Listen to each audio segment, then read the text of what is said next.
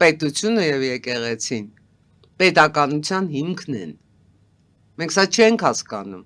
Մենք սա տարաբաժանում ենք ես, ես Սրբազանին ձերբակալեցին են, թե մի առաջնորդին ես, մեկին ես, քահանան ես ասեց, են քահանան են ասեց։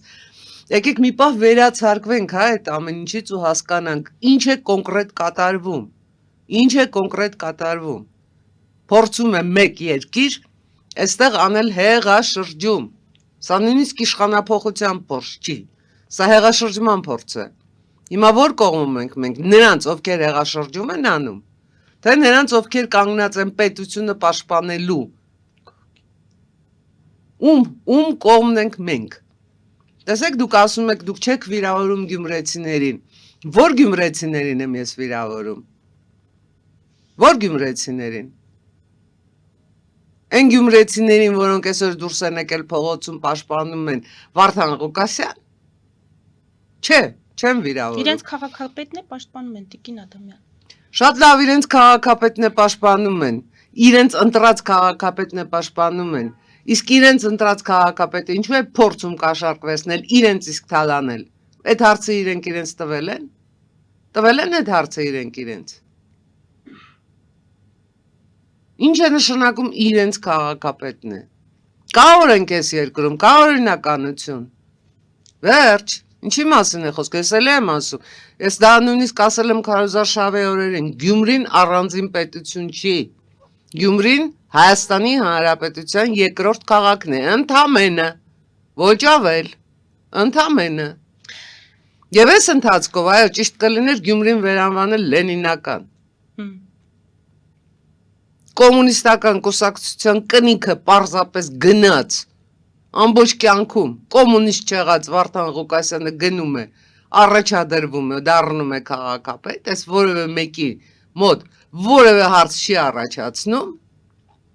Վարդան Ղուկասյանը դուրս է գալիս շան աղջիկ ու շան տղով չգիտեմ ինչ հայտարարություններ է անում, այս որևէ մեկի մոտ հարց չի առաջացնում, ինչ է նշանակում իրենց քաղաքապետն է։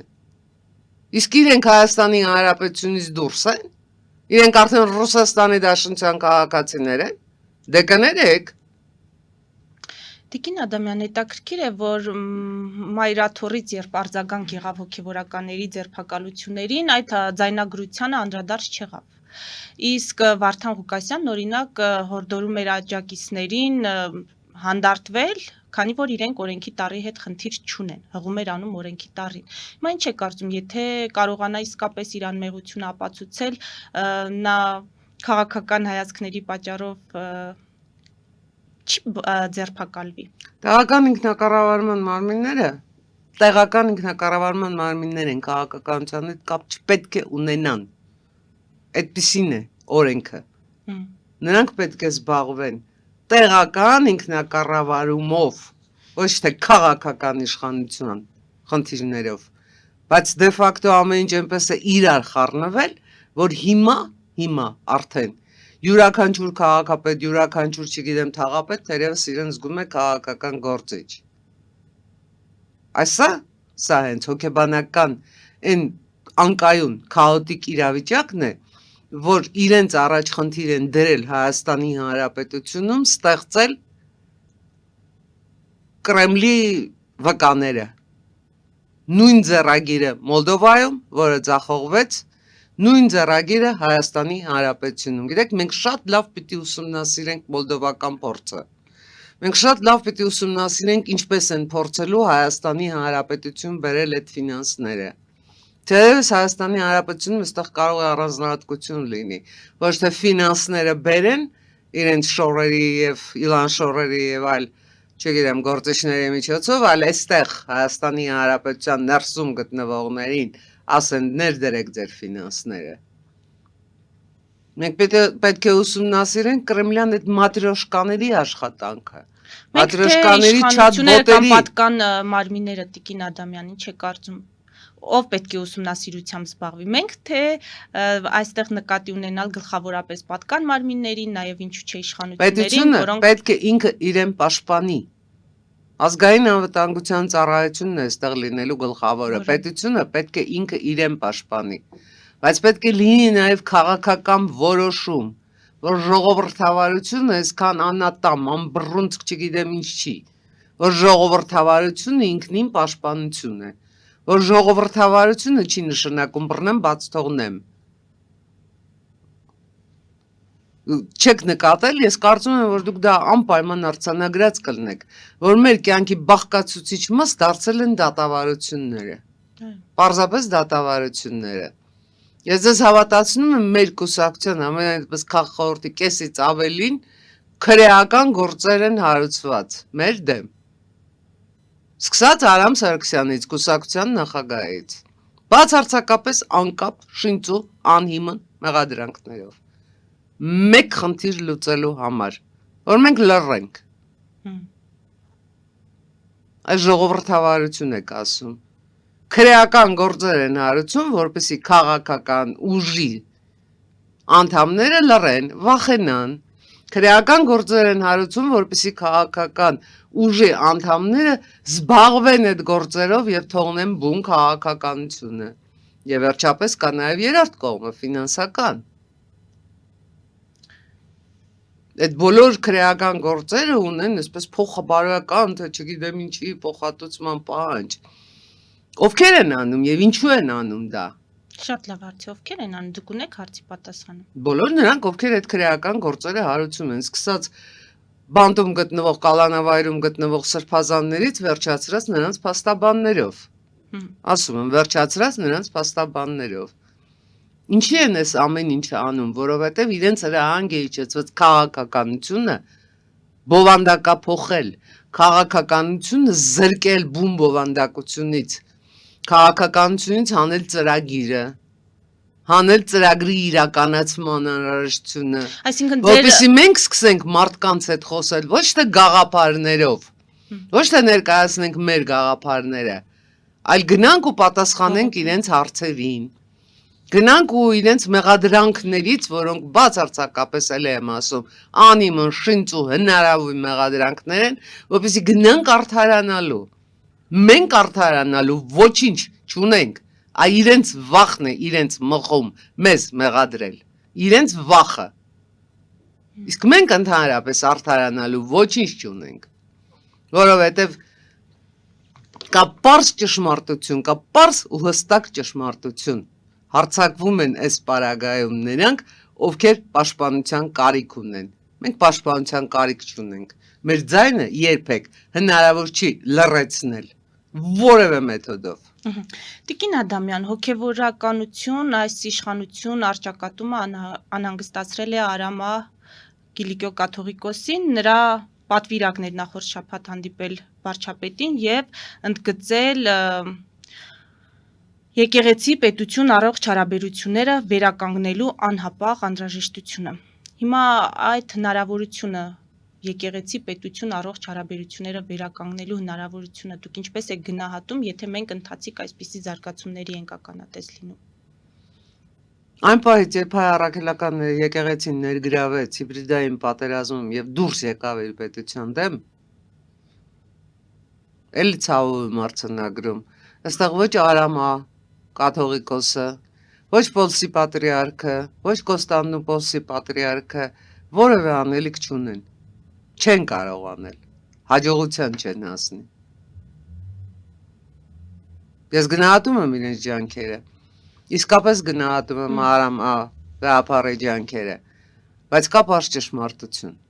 պետության դեմ գնացող չպետք է լինի, պետության դեմ գնացող եկեղեցի հոգևորական չպետք է լինի։ Հիմա այդ ամենին մենք ականատես կլինենք, եթե եկեղեցում կամ այդ հոգևորականության շրջանում լինեն բարեփոխումներ,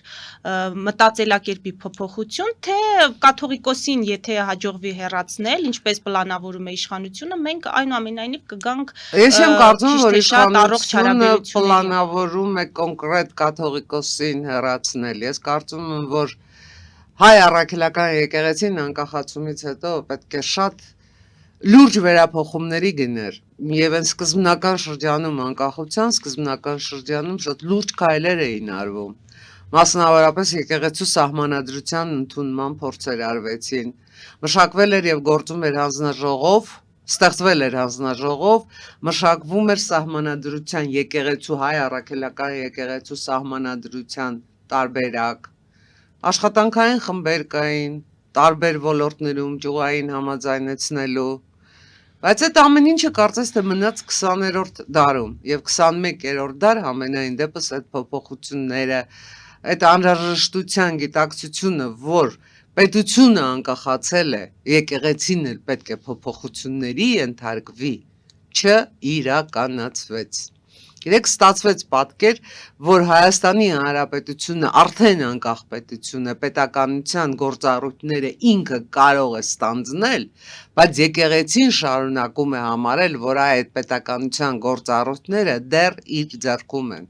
Թեպետ սահմանադրության մեջ արձանագրվել է, որ Հայաստանի Հանրապետությունը աշխարհիկ պետություն է, որ եկեղեցին եւ իշխանությունը, աշխարհիկ եւ հոգեվոր իշխանությունները միմյանցից տար անջատված են։ Բայց դա արդեն թերևս պետք է դառնար ոչ թե գիտակցություն, այլ ենթագիտակցություն հոգեվորականների համար։ Իրենք այլևս պետականություն իրականացնելու ֆունկցիա չունեին, պետությունը արդեն կար, սա չընկալվեց, իսկ արդեն 20-20-ից հետո շատ հստակ դարձավ, թերևս 20-20-ից առաջ էլ շատ հստակ դարձավ, որ կա մեկ պետություն, որի խնդիրը մնալն է Հարավային Կովկասում, տարածաշրջանում մնալն է, եւ այդ տարածաշրջանում մնալու համար Հայաստանի Հանրապետությունը համենայն դեպս իրենց համար պլացդարմ է, ու պետք է ամեն կերպ պահպանվել Հայաստանի Հանրապետությունում ու պահպանվել ոչ իբրև ասենք սոսկ ներկայություն ունեցող,